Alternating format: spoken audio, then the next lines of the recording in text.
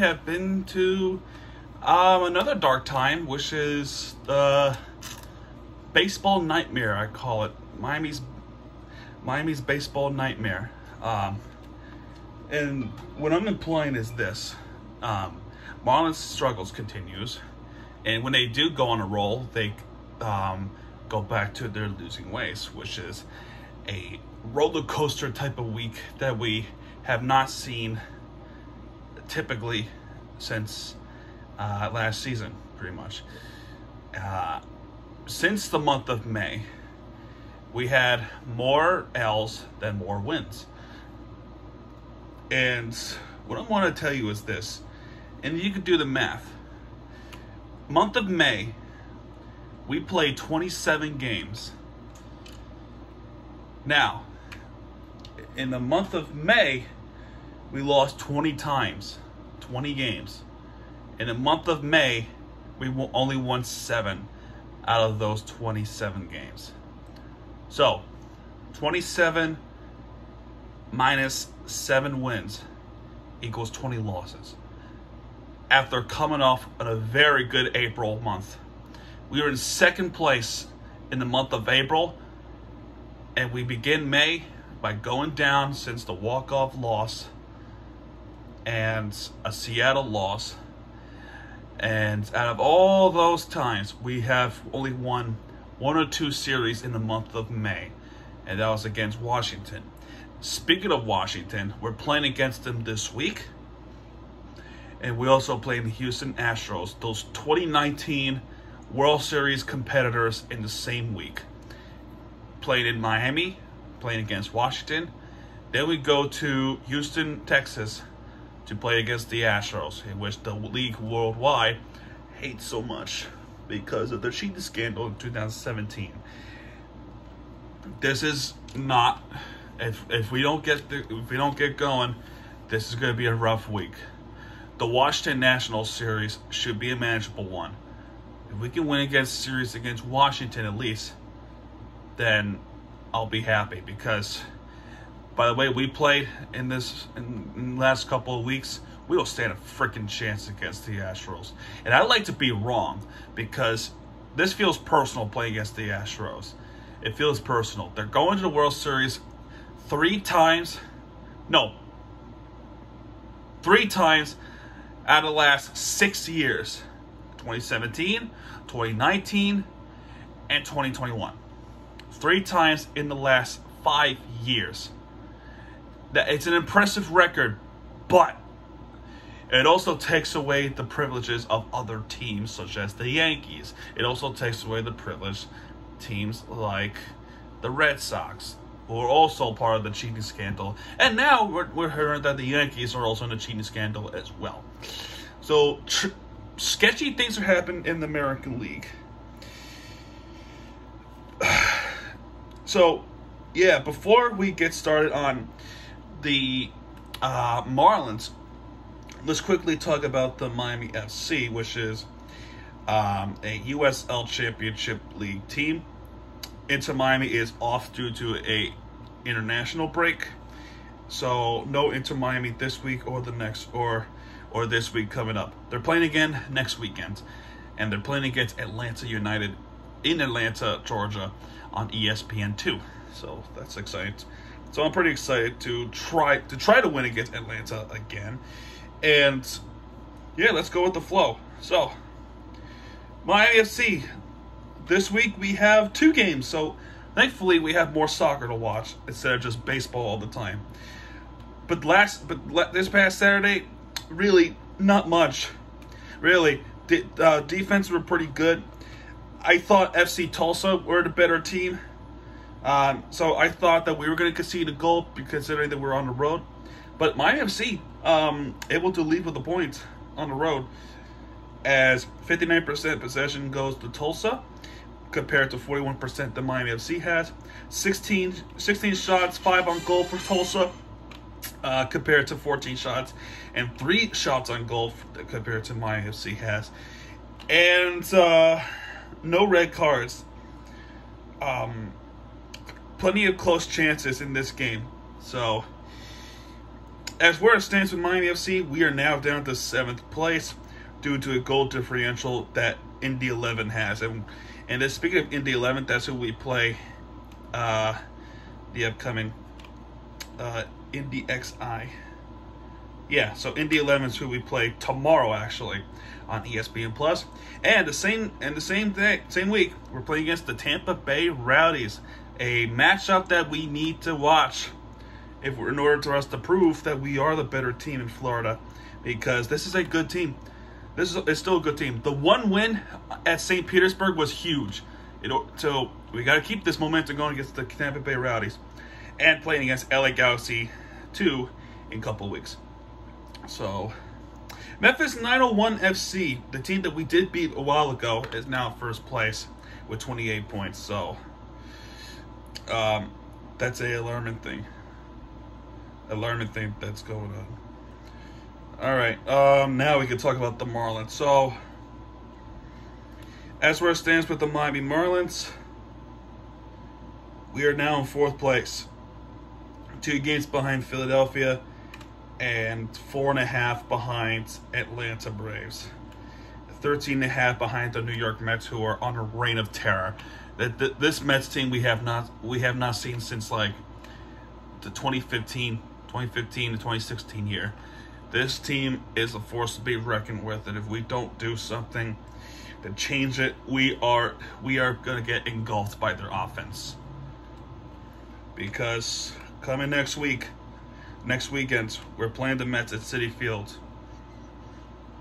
So a big challenge coming up in this next few weeks. Huge challenge. All right, like I said, we got the Astros coming up.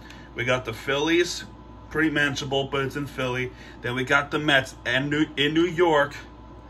Come back home against Colorado, then play against the Mets again. Then go to St. Louis. We're playing 39 games out of 41 left in the first half of the MLB season before the All-Star break. Only 2 games off in this stretch. My guys, if we don't change this, we're in for a long, long summer, because the Hurricanes are out. And when we got the Marlins to Inter Miami, it's going to be a long summer until football. At least the Hurricanes football that we're like begging for right now. Anyway, we go back. Let's talk about the Marlins. We start off with against the Rockies in Colorado, Denver, Colorado. And it looked like, a lot of things, pretty good things happened this past week. I would have actually given them the Winner of the Week award for this one, but they just fell short with the Hurricanes. So let's see. Jesus Sanchez homered to right. It is a unbelievable 496 beat. Second longest hit by a Marlin. First being Giancarlo Stanton with over 500 feet. This was a crushing home run by Jesus Sanchez, and my gosh, what a moonshot. But it didn't matter at the end, because in the 7th inning, guess who? The bullpen. We gave up some runs. Cole Sulser gave up 4 runs, and Andy Scott gave up 3 runs. So that's a double to left. Charlie Blackmon single to right. Hampton triple to deep left center. And Daza hit a sacrifice fly to ultimately put the game away. Final score is 7-1 Rockies. So that was not good. Then we had a doubleheader because the game was postponed from May 31st. So maybe it was actually 26 games that happened. Other than 27, but still, we only won 7 games. This one, complete turnaround, as we actually have a debut pitcher from the minor leagues on Jacksonville Shrimpo, which is Edward Cabrera, who made his major league debut, and he only allowed 1 hit one hit the entire game. That happened in the 7th inning because Cabrera in his major league debut was unbelievable. He actually pitched a no-hitter into the 6th inning. Unfortunately, he couldn't do it all the way because he gave up. He only allowed 1 hit, and that's in the 7th inning. But you can't take away what happened from the no-hitter into this outstanding debut that Edward Cabrera has. What a debut! This is like a dream start for somebody. And the batters actually backed him up. Chaz Chisholm singled to right, which is 1-0 Miami. Chaz Chisholm Jr. again, but this time he hits a home run, and it's a 3-run home run, 404 feet, and that's homer to right. 4-0 Miami. Avizer Garcia singled to right, which is 5-0. Garrett Cooper doubled to deep right. Jorge Soler with double to left. Jesus Sanchez single to center. Garrett Cooper single to center. Jorge Soler single to left. Jesus Sanchez reached on an infield single to pitcher. And then there was a throwing error by pitcher Smith.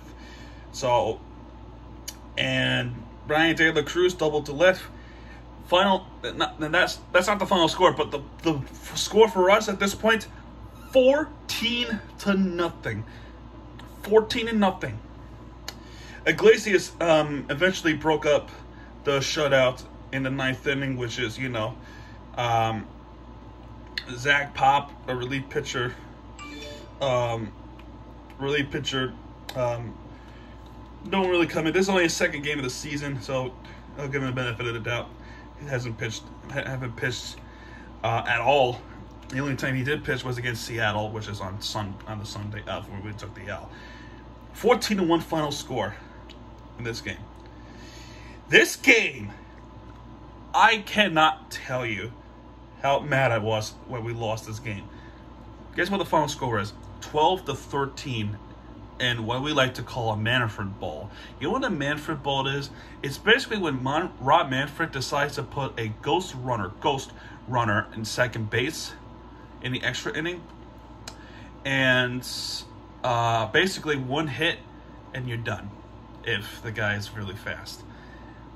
It is an awful decision that he made in the extra inning. If you want to keep the pace of the game, it's one thing, but to do that in the extra inning, no, I don't like it at all. A lot of baseball fans do not like it. And you know what?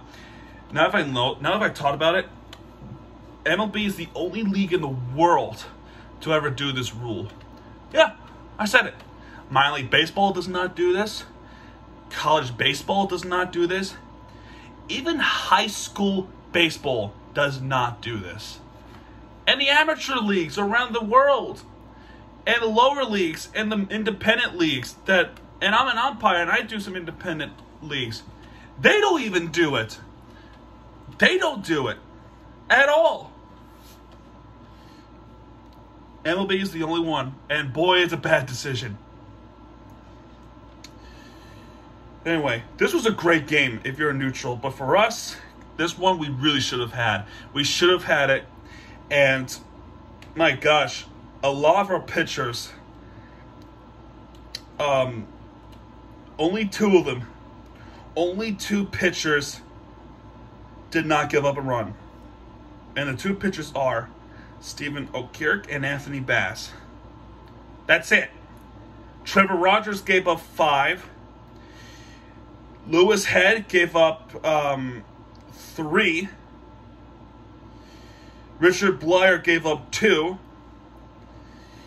Tommy Nance gave up 1. And Cole Sulser, who blew it all, who blew the save, gave up 1, and that was the game winner. It was a walk-off home run. Another one by Cole Sulser. Back in May, he did the same thing. Same thing. He pitched, and he gave it up. He gave up. How many pitches did he throw in this game? I like to know. Either way, Cole Sulser should not even be our closer at this point. He should not. This is twice this happened. We had the game on our fingers, and one pitch, he blew it. And the reason why we blew it is because there was 2 men on. The game was 12-11. We had 3 outs away of winning it. One pitch is all it took to win it for Colorado. What a frustrating way to end the game that we had in our fingers. Anyways, Rogers homer to right center, Servan single to left center, 2-0 Colorado. Miguel Rojas 1-2. Ostitello homer to left, and Austin Doe, I think he was making his debut, if I'm not mistaken. Let's see. Yeah, he's from the Twins. You know, he played in the Colorado series too, but his debut happened in Atlanta series a while ago. Either way. McMahon tripled to deep left center, 3-5. Jesus Sanchez homer to left. We tied the game 5-5. Jacob Stones grounded to second, 6-5 Miami. And Ostadillo single to left, which is 7-5 Miami. So we're looking pretty good, but then in the 5th inning, we collapse. We kept collapsing because in the 5th inning, we gave up 5 runs.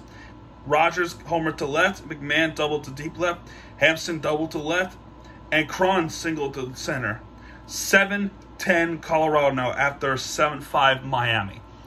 All in the 5th inning.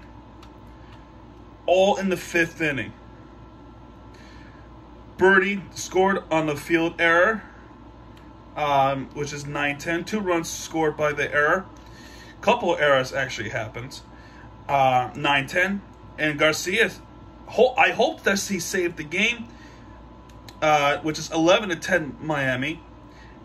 Bottom of the 6th, we gave up another run, 11-11. So we have to make a wish for us to end the game. Hopefully we win the game. Our wish came true, but in a negative way. 10th inning, it all comes down to the extra inning. Our Garcia hit a sacrifice fly to center, which allows Birdie to score. 12-11 Miami. And really, must I go on? Rogers. He hit 3 home runs, a hat trick. What's his full name? Brendan Rogers. 3 home runs. This guy, a hat trick. And that was a game winning. Blew it countless times. And by the way, most of the runs and the rallies, most of them happened behind Rogers, Brendan Rogers. Almost all of them were rallied by Brendan Rogers. Cole Sulser, you did it again. You blew it again. You gave up a home run, 1 pitch by Jorge Alfaro in the San Diego series, and you did it again against Colorado with Brendan Rogers. This was an ugly, crazy loss we suffered that we should have had on our toes time after time again. How long is this going to go on until we have to realize, when are we going to say that there's a relief pitching's problem? When are we going to say it's the general manager's fault? When are we going to say it's a relief pitching's fault? When are we going to say it's Cole Sulser's fault? When?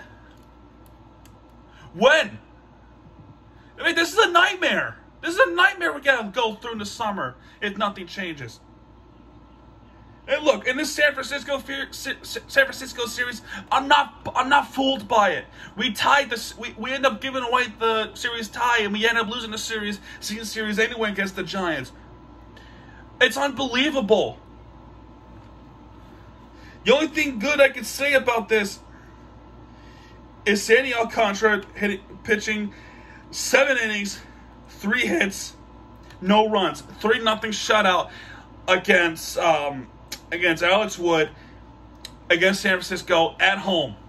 That's it.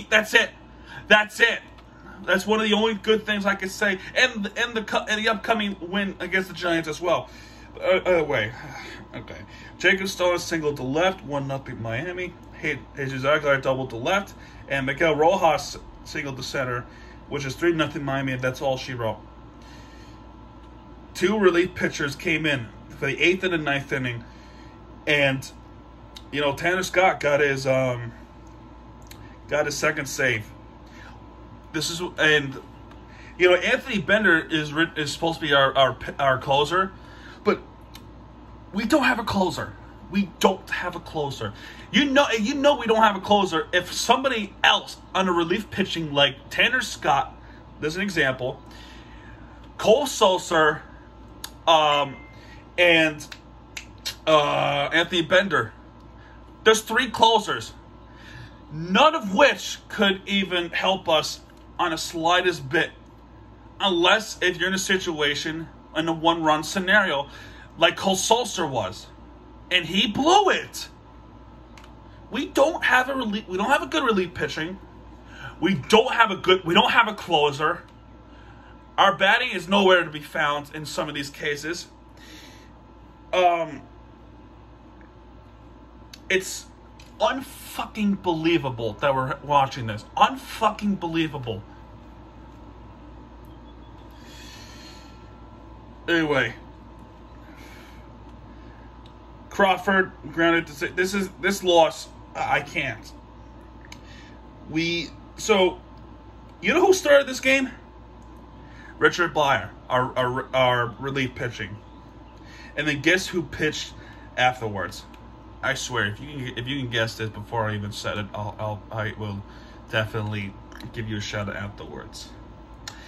If you can't guess it by now, I'll just tell you. It's Elieser Hernandez. When are we also going to say that he's also the problem? This guy can't pitch with shit. He can't pitch. He can't fucking pitch. 4th season, go through the minor leagues, and coming up, he can't pitch. He's terrible. He's an awful pitcher. I keep defending this guy. I keep defending him, giving him the benefit of the doubt, but he gave up 8 runs.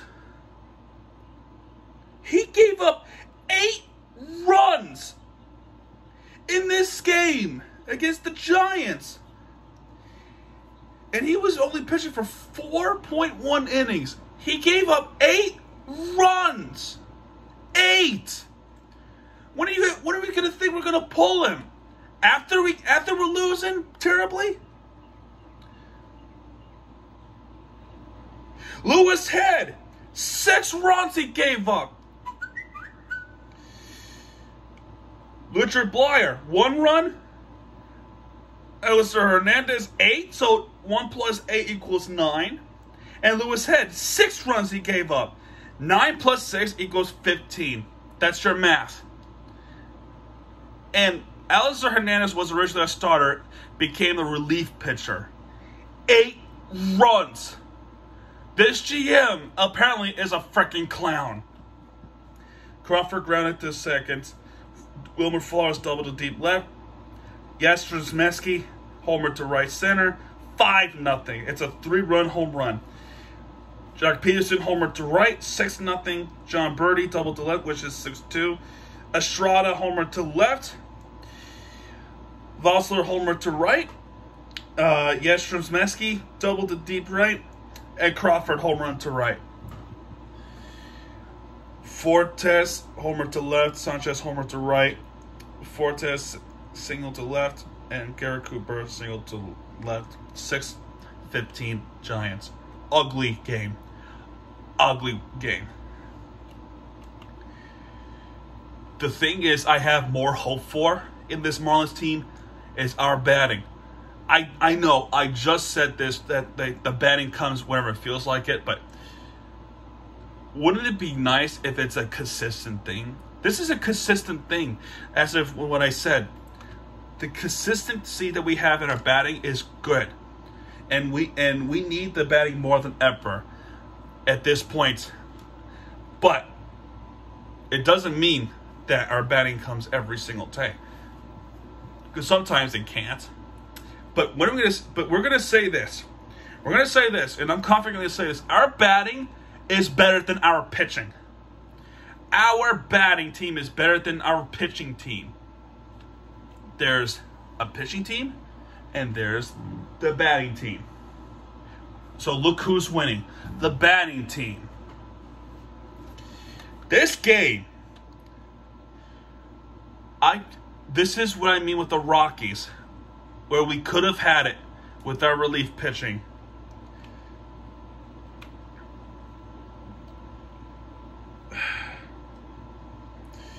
Okay. Guess who was pitching in this game? Pablo Lopez. He gave up 4 runs. I was not happy about that. But, anyway, Volser home run to right. And Volta doubled to deep left, which is 3-run score. And it's 4-0 Giants. And I'm thinking in my head, look, this is going to be another ugly game. But, our battings came alive. Because Sanchez doubled the deep center. Jesus Sanchez, there's actually 2 Sanchez. We got Jesus Sanchez, and we got, do they mean Aguilar?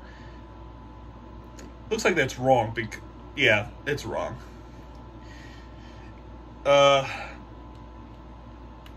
So double the deep center. Okay, so the Sanchez on the other team threw a throwing error by catcher Bart.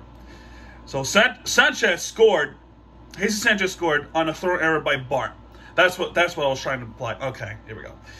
Yeah, I got confused because the way how ESPN was written things, but now that I read it clearer, now I got it. So Sanchez scored on a throw error by Bart.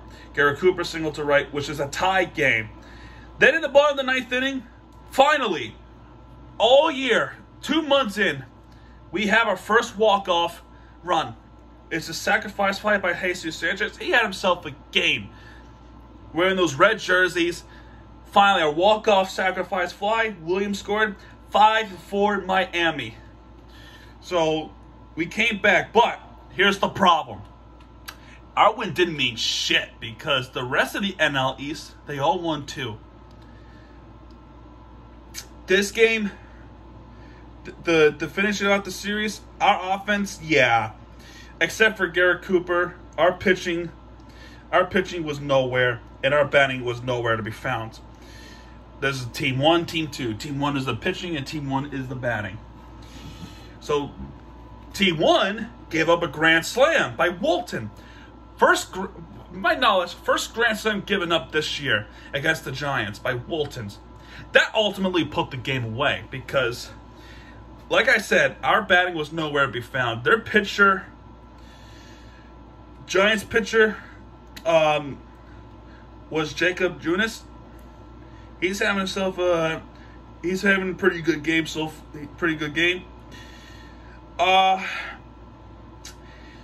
Braxton Garrett making his major league debut. I think it's a major league debut. By the way, he gave up a grand slam, and that was it. He was taking it back and it's relying on the relief pitching. Richard Blyer was the one gave up the home run in the 8th inning by Slater. Garrett Cooper, the only run in the game for the Miami. Yeah, we're in deep trouble if nothing changes. Plain and simple, because like I said earlier, we're playing against tough teams. The Astros, the Phillies, the Mets, the Rockies, and the Cardinals. The Washington series is the only one that is manageable. If we cannot manage the Washington team, then we are in for a long summer. We're in for a very long summer and an incredibly frustrating summer until the trade deadline happens. Even make some trades, and I hope they don't trade away our key pieces like Jazz Chisholm. If they do, then I'm done supporting Bruce Sherman. I keep giving the benefit of the doubt. If this is going to be the case, I want our general manager, Kim, to resign, and I want Bruce Sherman to sell the team. This is a front office ownership for as long as any Marlins fan can ever say. This season gave me hope, but that hope went away when we have a big problem. Is that we're more of a batting offense minded than the pitching. We have to have this change. This change is not going to come any faster. We need it. We need it badly. Relief pitching. Where is it? If not, if you can't give us a good team, sell the team and give it someone who can. And finally, I put them as winner of the week anyway, even though we have been eliminated. Miami Hurricanes baseball. Nightmare continues for the baseball, but take notes, Marlins, because they have been winning games throughout the regular season. They were 6th overall in the country, the Hurricanes. 6th. Number 1 in the Coral Gables Regional. But even then, we still lost. We're playing against Kansas Golden Griffins. Stefan doubled to right, which is 1-0. And Chirizenza grounded to fielder's choice at the shortstop. Morales homered to right, making 2-1 Kansas. 2 runs given up, 4-1. Hanneman homered to left, and Stefan singled to right. But then we have an offensive surge. Morales again homered to right. Actually, we're homing to center. John Burke homered to center. Morales also, again, he has a hat trick. Homer to center. Gonzalez with the single to Shavel center, which is 8-4 Miami. To Sanfilippo to make it 5-8 Miami. But in the 8th inning, we put in the finishing touches because Burke is safe on the error, and Levinson single to left, which is 5-11 Miami. C. Dick, that's his last name, Dick, makes it one, puts the consolation run. 6-11 Miami. Good game. We had a doubleheader on Sunday, a nightmare Sunday. We finally got a run in on a sacrifice fly, and that's all we wrote because Ole Miss rebels. Doubled, and that's 2-1. Nothing else to say about it. Our relief pitching fell apart. And this is the game that we should have had. But that loss didn't hurt as worse than the loss against Arizona Wildcats. We had the game in our fingers. We had the game in our fingers, and we blew it. We blew it. Marlins blew it, and now the Hurricanes blew it. CJ Kfes homer to right. Bingham homer to left, which is tie game. Morales homer to left. We had some hope in the 6th inning, but then our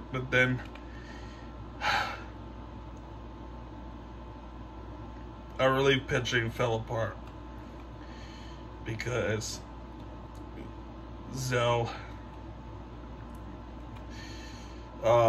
Walters gave up 2 runs, all in the 9th inning.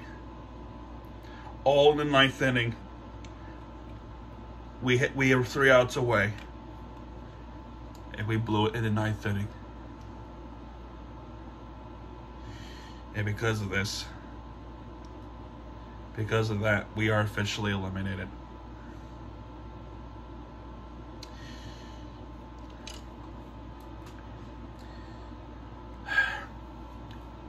I just gave them win of the week anyway because what a fantastic season this baseball team has.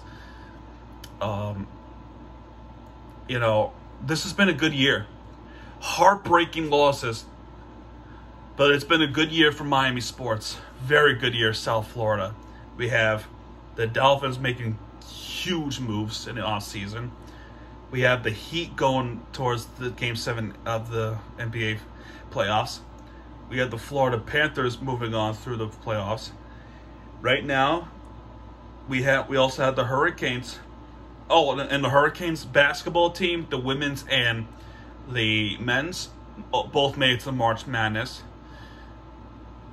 And now, our baseball team made it into the regional College World Series. I'm glad we made the playoffs on each side, but it just hurts to lose when you're having a fantastic season. It just hurts. When we had legitimate chances of actually making it all the way, that we blew it all. It's hope, but it's also a curse. Hoping for a good future. And we're having a good future where we stand in June 7th, 2022. Right now, football is around the corner. Right now, baseball, it's ugly right now with the Marlins. We need them to step up. And my AFC is also pretty good, but boy, as much as I hate to say this, I kind of miss watching Inter Miami. So, gaming is coming pretty soon. I'm just getting one thing done at a time. And yeah, folks, that's gonna do it for this recap of the week. If you like this video, hit that like button, subscribe for more content. Because Miami TVG has your back when he does, we'll be right there at the entertainment you deserve. More things coming up for FL teams coming up soon, and I'll be sure to put it in a Twitter on everything else. Anyway, Miami TVG signing out, folks. Good night, everybody.